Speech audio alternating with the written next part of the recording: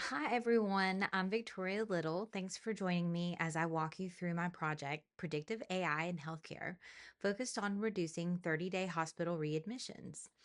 Over the next few minutes, I'll share what I learned as I moved from defining the problem to building a predictive model to creating a dashboard that actually makes the insights usable in real life. My goal is to show you both the technical work and, most importantly, how it can translate into better outcomes for patients in hospitals. Okay, let's start with the big picture. Hospital readmissions are expensive and disruptive. More than 20% of Medicare patients are readmitted within 30 days, and that adds up to over $52 billion a year. So, my project sets out to answer one question: how can we use AI to help predict which patients are most at risk so that care teams can step in earlier to intervene? The idea is simple: use data to spot risk before it becomes a readmission, and in turn, save money and improve patient care. The example dataset that I use contained demographics, clinical details, vitals, medication history, and follow up data. Cleaning the data was key. I used Excel, Gemini, and ChatGPT to standardize the categories, catch errors, and flag outliers. So, that goal was to make sure that the data was clean and consistent. And when I moved to the modeling, the insights were reliable. I want to think of this step as the foundation. If the inputs are messy, the output's not really going to mean much either. For the model, I went with logistic regression. It's a trusted approach in healthcare because it predicts yes no outcomes, and in this case, readmitted or not.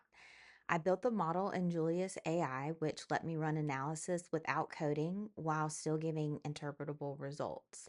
I leaned on Gemini and ChatGPT to double check my approach and interpret the outcomes. The most important predictors ended up being the comorbidity score, prior admission, length of stay, follow up appointments, age, and medication count. These lined up really well with what you'd expect clinically, so that was really reassuring. The model gave us two big insights. First, patients with comorbidity scores of 5 or higher and multiple prior admissions had more than a 70% chance of being readmitted. That's huge. Second, patients with a follow up appointment scheduled within 30 days saw their risk drop by about 25%. Those two insights tell us a lot: who we need to watch closely and one of the simplest ways from keeping them to bouncing back into the hospital. I wanted something care teams could actually use, so I built the dashboard in Monday.com and dropped in visuals exported from Julius AI. It shows readmission by comorbidity score, the impact of follow ups, the distribution of predicted probabilities with a clear cutoff point, and a chart showing the top drivers of readmission. The dashboard puts all of this side by side so teams can see the story the data tells clearly: who's at risk, why they're at risk, and what can be done about it. Building the model was one thing, but making sure that it could be integrated into a part of daily workflows was the real challenge. Julius AI handled the modeling, and Monday.com became the collaboration hub. Automations in Monday flagged high risk patients who didn't have a follow up scheduled, so care coordinators knew exactly who to focus on. The combination of AI insights with a tool that the team already uses can make the data actionable, not just another report sitting at a desk.